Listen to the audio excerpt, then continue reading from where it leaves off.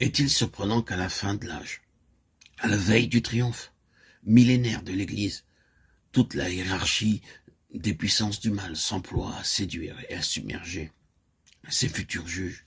Est-il étonnant que Dieu permette les attaques de l'ennemi? Toujours, à travers tous les siècles. Dieu s'est servi de notre planète comme de champ de bataille et d'atelier pour la préparation et l'instruction de ses soldats et de ses ouvriers. Le Fils de Dieu lui-même eut à obéir jusqu'à la mort, même la mort de la croix avant de recevoir ce nom qui est au-dessus de tout nom, ce nom qui proclame aux anges tombés et aux esprits mauvais, ces déchets du monde spirituel, la victoire du calvaire. Tout membre du corps de Christ, tout racheté destiné à régner avec lui et à prendre part avec lui au jugement des anges tombés, doit donc, durant son séjour sur la terre, apprendre à remporter la victoire. Non seulement la victoire sur le péché, mais une victoire toute personnelle. Aussi la victoire sur toutes les vipères de l'enfer qu'il doit fouler aux pieds au nom du vainqueur. Il doit vaincre comme Christ a vaincu, s'il veut partager son trône et sa conquête. Christ a ouvert le chemin, les rachetés doivent suivre ses traces. Il a connu au calvaire l'heure et la puissance des ténèbres. Il l'a traversé et en est sorti victorieux. Unis à lui en esprit, nous aussi, ces rachetés, nous devons traverser cette atmosphère ténébreuse saturée des légions du mal, pour arriver à notre place de victoire et de triomphe en lui.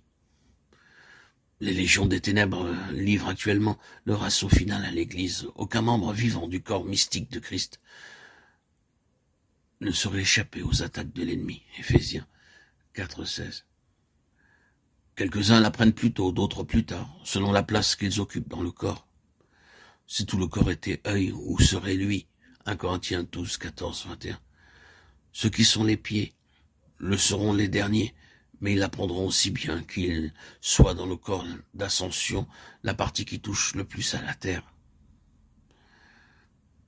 Il y a des élus qui sont tombés victimes et qui tombent victimes des ruses de l'ennemi.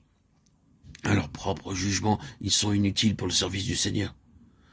Toutefois, lorsqu'ils discernent que tous les pièges où ils sont tombés peuvent se transformer en autant de degrés de victoire, et qu'ils comprennent que leur expérience peut servir à la délivrance des victimes de l'ennemi, ils se lèvent à nouveau et deviennent les yeux du corps de Christ. Ils le guident et lui ouvrent le chemin à travers les légions hostiles du prince des ténèbres dans les lieux célestes. Alors ce que Satan avait pensé en mal devient l'occasion d'un glorieux affranchissement, et il rend témoignage à la sagesse infiniment diverse de Dieu devant les hommes, des principautés et les puissances. Éphésiens 3.10. Satan et ses légions peuvent espérer reculer le moment du jugement qui doit fondre sur eux. Mais les plans de Dieu sont immuables. Ses desseins s'accompliront. Au temps marqué, il attirera l'Église malgré l'heure et la puissance des ténèbres qui actuellement l'environnent, et l'unira à son chef déjà dans la gloire. Le but ultime de l'appel à la guerre contre les puissances des ténèbres, c'est le réveil.